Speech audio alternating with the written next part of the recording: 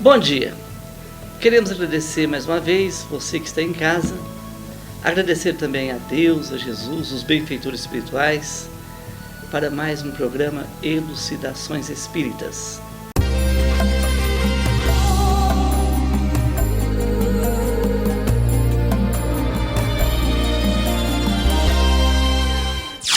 Nossa entrevista de hoje é com a professora Nízia Amália, do Grupo Espírita Paulo de Tarso, situado na rua Mário Nunes, 174, no bairro Roosevelt.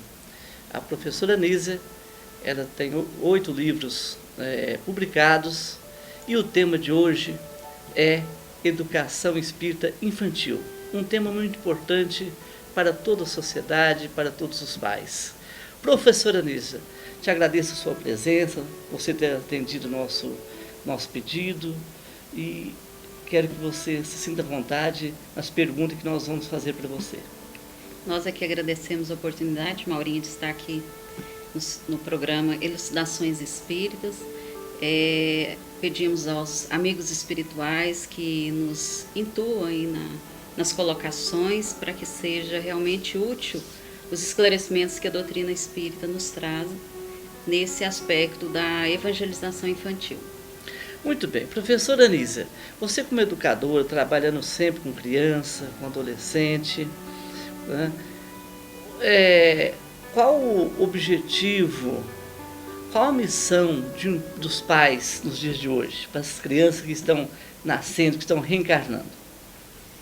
Então, nós compreendemos com a doutrina espírita que, na verdade, essa criança que chega, ela é um espírito eterno, reencarnado, que traz, então, de diversas existências, toda uma bagagem já de experiência, de vivências, tanto vivências positivas quanto negativas.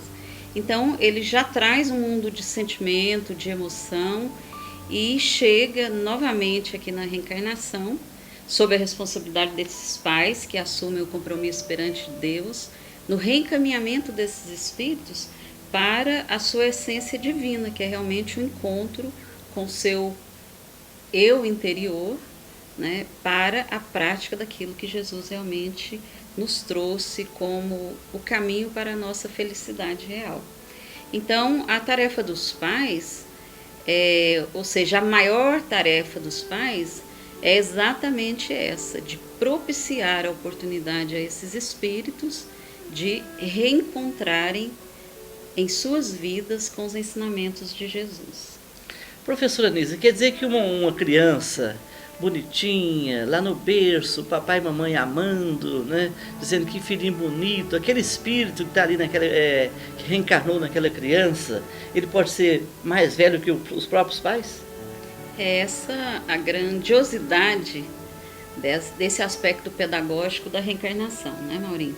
É a gente ter a oportunidade do recomeço e, independente de quem é esse espírito, a gente já ama pela dependência, pela simplicidade que esse espírito tem ali no começo em um novo corpinho, né? Então pode ser sim, principalmente na atualidade. Nós sabemos aí através do estudo da doutrina espírita que tem reencarnado diversos espíritos com tarefas de ajudar na transformação da Terra, na implantação de um reino de amor, e de repente esse filho está reencarnado aí dentro dos nossos lares. Independente da condição evolutiva, podemos ter ali também espíritos com grandes dificuldades, assim como nós, e que precisa também de todo o amparo, e que muitas vezes são espíritos até em termos de quantidade de existências mais velhos aí do que seus pais. Quer dizer que os pais, antes da criança vir no seu lar, nascer no seu lar, reencarnar no seu lar, houve uma programação espiritual, eles vêm com carta marcada para onde ele vai nascer? Na grande maioria é dessa forma que ocorre, né? Nós sabemos que no plano espiritual existem as programações de acordo com as necessidades que nós temos de convivência e ao voltarmos, regressarmos para cá, essa esse planejamento reencarnatório, se nós não mudamos o percurso dele, que nós temos aí nosso livre-arbítrio também, ele vai acontecendo de forma natural. As famílias vão se agrupando novamente de acordo com as necessidades programadas aí para a evolução de cada um de nós. Professora Nisa, as pessoas estão nos acompanhando em casa, muitos não são espírita, e fica muitas vezes pensando, e muitas vezes outras pessoas falam também, como é que de um pai bom, de uma mãe generosa, um pai bondoso, exemplar, tem ali no seu lar aqueles filhos difíceis, complicados, difícil de orientá-los, de discipliná-los? Por que acontece essa situação de eles escolher uns pais bondosos, generosos, mãe bondosa, né, e o pai também, e eles ser tão rebeldes?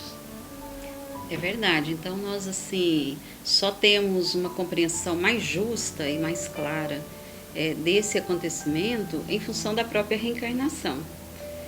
Cada espírito ele é uma individualidade, ele traz a sua bagagem e muitas vezes pode acontecer que no lar, né, por necessidade, por ligação com essa família mesmo, reencarne esses espíritos ainda com dificuldades profundas na alma e que mesmo sob a direção dessa família, com todo esse equilíbrio, ele consegue ainda pouco progresso. Mas também nós temos que ter essa consciência de que se esse espírito está no lar, que trouxe todo esse processo educacional, moral, ético para esse espírito, com certeza ele caminhou em relação a ele mesmo. É porque hoje a gente não tem esse conhecimento desse espírito em relação à sua vida passada. Mas quando nós tivermos, nós vamos perceber que mesmo ainda cometendo algumas dificuldades, quando nós formos ver a ficha, vamos assim dizer, desse espírito, ele já progrediu. Porque não há como esse amor, esse envolvimento dos pais não atingir a sensibilidade desse espírito. Muito bem. A sociedade fica muito assim, preocupada, porque num lar tem filhos totalmente diferentes do outro. Uns pensam de uma maneira, outros pensam de uma maneira, e essa diversidade, irmãos que pensam diferente um do outro, sendo filho do mesmo pai, da mesma mãe, isso mostra a individualidade do espírito, é isso? Exatamente, isso mostra a individualidade e é um alerta também para nós que somos pais, que somos educadores, que no processo de educação o amor é o mesmo, mas cada um desse filho dentro de casa ele vai precisar de um tipo de direcionamento. Às vezes nós temos dentro do nosso lar espíritos já mais dóceis, mais acessíveis, né, a um processo aí de respeito, de pensamento já mais elevados, e um outro um pouco mais resistente. Então nós relembramos aí da dona Isabel no livro Os Mensageiros, que é um capítulo muito interessante, onde relata a dona Isabel com as suas filhas, André Luiz observando a situação. Ela tinha ali as filhas e um filho, e ele percebia espiritualmente que as filhas estavam já no estágio mais evoluído do que aquele menino. Mas a dona Isabel falava com elas, claro que com o mesmo amor, mas de uma forma com mais liberdade, no sentido do diálogo. E o filho, quando demonstra um sentimento de rebeldia, ela o adverte, como mãe zelosa que é, por saber que esse filho não está aqui na terra a passeio, que está na responsabilidade dela o direcionamento desse espírito. Mas um fato interessante que André Luiz nos mostra é que, mesmo falando de uma forma incisiva ali com aquele filho, saía do seu tórax um jato de luz, que era o amor, que se expandia por esse filho. E isso fazia com que o filho se retraísse e a respeitasse. Então, essas individualidades, que são esses filhos, esses diversos espíritos que reencarnam no nosso lar, nós, enquanto pais, a gente observa como é a característica de cada um. E aí nós vamos, dentro desse amor, direcionando também esse processo educativo de acordo com as necessidades de cada espírito. Bem, vamos agora dar um tempo. Eu quero, nesse momento, convidar os nossos ouvintes, as pessoas que estão nos assistindo em casa, para ajudar a Clínica Jesus Nazaré. Uma entidade que cuida de pessoas portadoras de transtornos mentais e também pessoas da terceira idade. A Clínica Jesus Nazaré precisa muito da sua ajuda. Você pode marcar uma visita pelo e-mail cdecristojdeNazaré.mg@terra.com.br e também pelos telefones 3235-3129, 3234-8712. Estamos aguardando você para nos ajudar.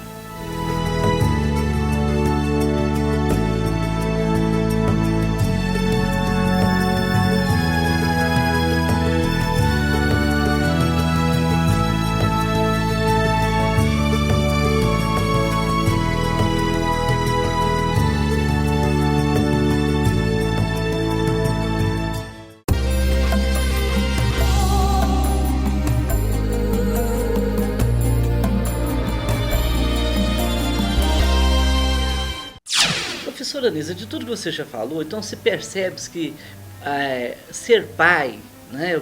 Quando se fala em pais, é mãe e pai, mas vamos bem assim, na linguagem comum. Ser pai e mãe é uma missão.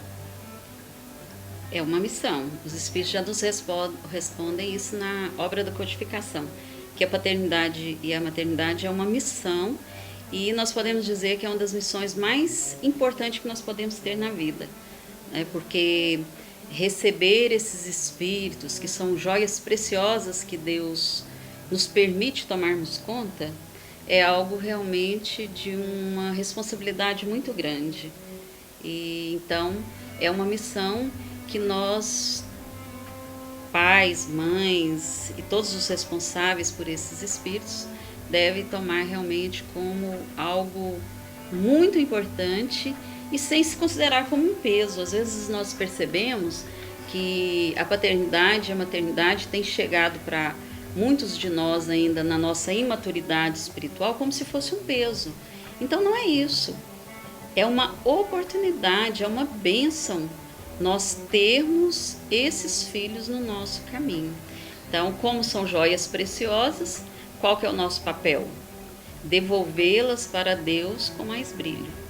Quer dizer que no plano espiritual, Deus e Jesus coloca os pais na condição de missão para ajudá-los também no progresso espiritual dessas criaturas. Isso mesmo.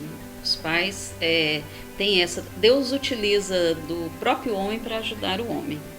Então, a paternidade e a maternidade é muito mais intensa, porque através do processo da reencarnação, os pais recebem esse espírito em um novo corpo, que dá ali uma condição de um recomeço para esse espírito. Então, nessa primeira infância, principalmente até os 7 anos, esse espírito ele absorve profundamente todo esse processo dos pais ali nos seus lares.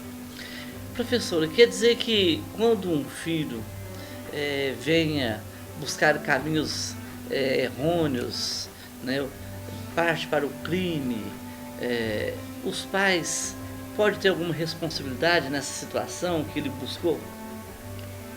Olha, nós não vamos responder aqui com a ideia de que os pais assumam um processo de culpa, né, Maurinho? Sim. Mas no sentido de que os pais tomem consciência da responsabilidade realmente que tem na educação desses espíritos. Emmanuel, ele é bem categórico nessa parte. Ele não passa a mão em nossas cabeças e ele chama a responsabilidade mesmo. E ele diz que por trás de muitos criminosos, que são nossos irmãos ainda em desequilíbrios, estão realmente pais desatentos. Pais desatentos em que aspecto? No aspecto moral. Na atualidade, ao longo mesmo da história, há uma preocupação muito grande dos pais, que também é natural, mas não é a principal, do encaminhamento dos filhos, por exemplo, no aspecto profissional, no aspecto do estudo, e muitas vezes até insuflando pela forma de agir ainda mais o sentimento de orgulho, de vaidade nesse filho. Então, realmente, assim, há uma desatenção do aspecto moral, de colocar isso como prioridade. Então, há alguns casos, ou grande parte dos casos, que houve realmente desatenção dos pais.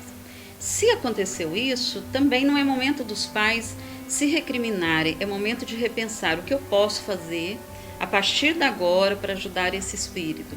Porque, apesar de que a infância é o período mais propício, nós sabemos através da lei do progresso que nós aprendemos todo dia, que nós podemos recomeçar todos os dias. E amor de pai e amor de mãe é algo que realmente tem o poder de contagiar esse espírito de forma positiva.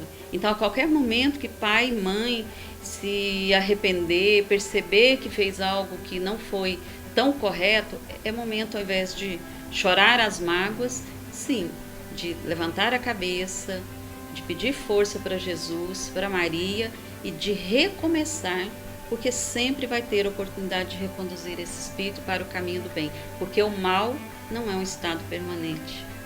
Há um número muito grande de adolescente buscando drogas, né? Sendo usuário de drogas, e um número muito grande. Onde que os pais erraram, professor, na sua visão de educadora e também de uma educadora infanto-juvenil? Qual foi ali o erro principal? Onde foi que eles deixaram de trabalhar nesse adolescente? Então, nós sabemos que, na verdade, o uso de drogas ou outros entorpecentes é uma muleta que o jovem, ou hoje em dia até às vezes a criança, utiliza para realmente colocar no lugar de algum vazio que ficou. Nós não vamos dizer que são só os pais, não, mas que nós pais temos que estar mais atentos. Nós vamos lembrar aqui da parábola do bom samaritano, quando Jesus nos relata daquele senhor que ia caminhando e de repente ele foi assaltado, cai ali todo machucado, e que passa por ali então alguns religiosos, algumas pessoas da época, na sua pressa, na sua correria, apenas olha para aquele caído e não para ali para dar o socorro. E vem depois um samaritano, né? E aí a história continua com todo o socorro que esse samaritano dá àquele irmão. Então, no nosso lar, às vezes nós estamos agindo assim também, Maurinho. Nós temos que observar quem é o caído do nosso lar. Porque o caído, né, muitas vezes, é o nosso filho, é o nosso esposo, é o nosso pai, a nossa mãe, hoje os nossos jovens. Muitas vezes eles estão caídos, machucados, porque foram assaltados. Em que sentido? Não é hoje no sentido de se tomar algo material, mas algum tipo de sentimento que foi deixando para trás. E na correria que os pais hoje estão, muitas vezes trabalham o dia todo, retornam para os lares cansado, não tira aquele tempo para ouvir esse jovem, não percebe que esse jovem está caído. Então nós temos agido muitas vezes como o levita, como o sacerdote, passando por nossos familiares sem dar a atenção devida como o samaritano, de perceber aonde está a ferida na alma desse ser que está ao nosso lado. Então é necessário nós agirmos mais como samaritano, percebermos o que os nossos filhos estão precisando desde pequeno, ou mesmo se já cresceram, agora na juventude. Aonde estão essas feridas? Porque essa droga é só o reflexo de algo que está faltando. E aí nós vamos ainda lembrar dessa parte espiritual mesmo, que às vezes tem deixado de ser cultivada, né? Então nós sabemos assim que a prática do bem, o desenvolvimento de valores morais, a ajuda ao próximo também libera hormônios de alegria, que às vezes são os mesmos que a droga libera. Então nós temos que trazer para esses jovens, dentro do lar, na casa espírita, na igreja onde frequentam, oportunidades de fazerem o bem, de pensar também na outra pessoa. Porque hoje o grande mal, em termos de atraso do progresso, é o interesse pessoal, os espíritos já nos dizem. E nós às vezes estamos voltados muito para o nosso egoísmo. Então é necessário que os pais, mesmo que tenham que trabalhar fora, quando chega em casa, Deixa ali o cansaço de lado um pouco, senta. Vai ouvir o seu filho, perceber a sua alma, perceber os seus sentimentos, perceber fazer o que nós chamamos de escuta sensível. Escuta sensível é aquilo que a gente percebe na pessoa que está ao nosso lado, sem ela precisar falar. Porque o adolescente muitas vezes não fala. Muito bem, mas vamos ter outra pausa. A gente retorna então, né, com a entrevista falando da educação espírita infantil com a professora Nisa Amália, ela que é uma escritora espírita. Eu quero mais uma vez convidar você a ser um voluntário da Clínica Jesus de Nazaré. A Clínica Jesus de Nazaré atende pessoas da terceira idade e pessoas com transtornos mentais e precisa da sua ajuda. Você pode marcar uma visita, pode telefonar pelo telefone, usando o telefone 3235-3129, 3234-8712. Pode acessar o e-mail cjn.mg@terra.com.br. Lembre, a Clínica Jesus Nazaré precisa de você.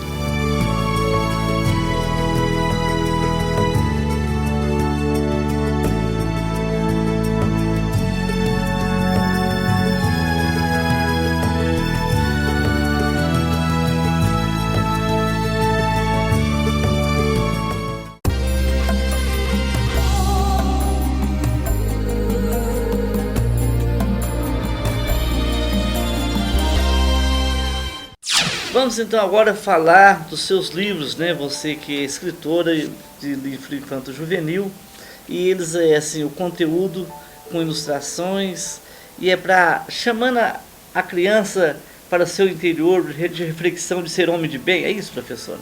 É isso mesmo. Nós assim acompanhamos, já trabalhamos na evangelização há muitos anos, e estudando com o Dr. Bezerra de Menezes, ele fala da importância da literatura infanto-juvenil para o redirecionamento do pensamento desse espírito que está recomeçando.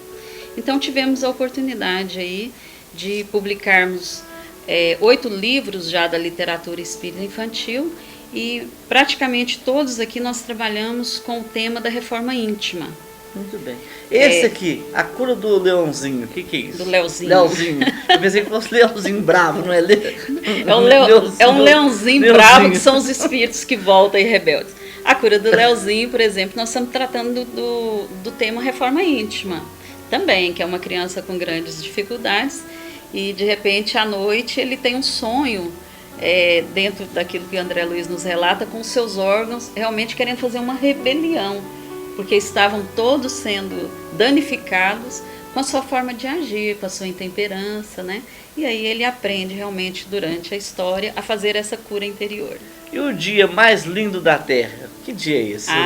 O dia mais lindo da Terra é o dia que Jesus nasceu. Nós relatamos aí um pouquinho da história do nascimento de Jesus. Esse é o livro Chico Xavier, A Terra Boa. Chico Xavier, A Terra é Boa.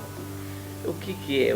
É a fala do Chico? Na verdade, isso aqui é a história da vida de Chico Xavier para criança, que é uma história que tem que ser relembrada a todo momento. Nós tivemos a oportunidade de conviver aí com Chico Xavier, nós que somos da nossa era, né, Maurinho?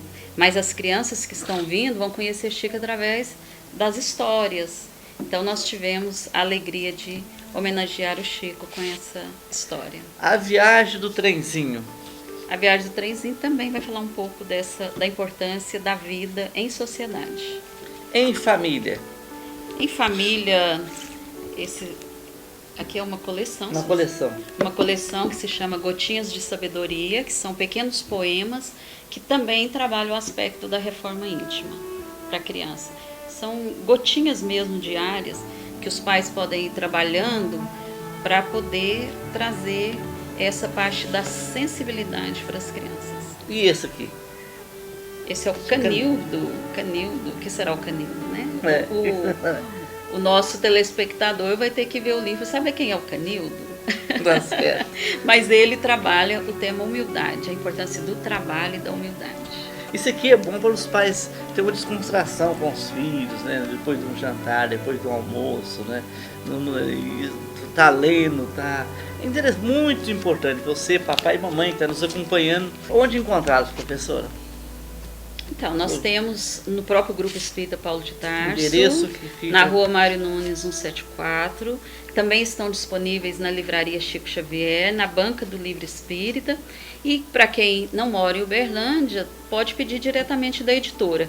A maioria são da editora Alta de Souza, que é www.editoraaltadesouza.com, e temos também a Viagem do Trenzinho, que é pela Minas Editora, que também está disponibilizado aí no site. Você coordena um trabalho de família lá no Grupo Espírita Paulo de Tarso. Qual o nome, horário, como que as pessoas chegam para participar? Então, nós coordenamos no Grupo Espírita Paulo de Tarso o Instituto do Esclarecimento e Família, que são diversas atividades realmente voltadas para a evangelização do adulto e principalmente da família. Na terça-feira específica, nós temos uma reunião pública que nós tratamos só do tema família. E aí são diversas atividades. Horário? É na terça-feira, às 19h45. E o grupo, então, para nós reforçar aqui, Grupo Espírita Paulo de Tarso, situado na Rua Mário Nunes, 174, bairro Uso, as reuniões públicas para os pais levar os filhos e participar de paz. Isso, a evangelização é no sábado, pela manhã, às 9h40 até às 12h30.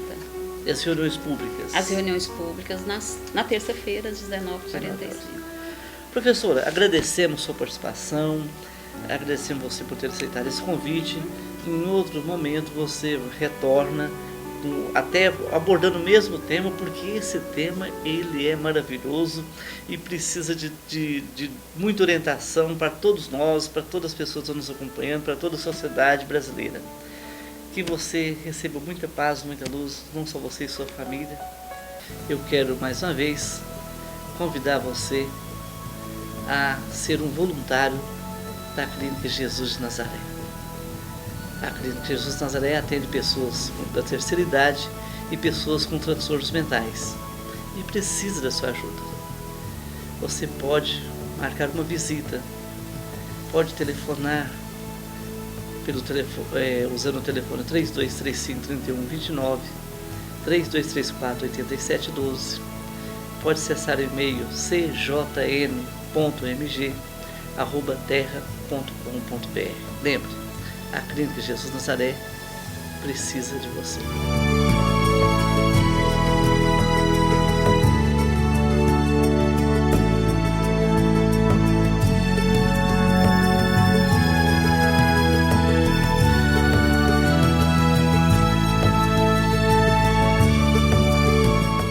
E eu quero agradecer as pessoas que nos acompanharam e dizer que todos os domingos, às 11 horas da manhã, nós estaremos aqui entrevistando escritores espíritas, expositores espíritas e dirigentes de casas espíritas.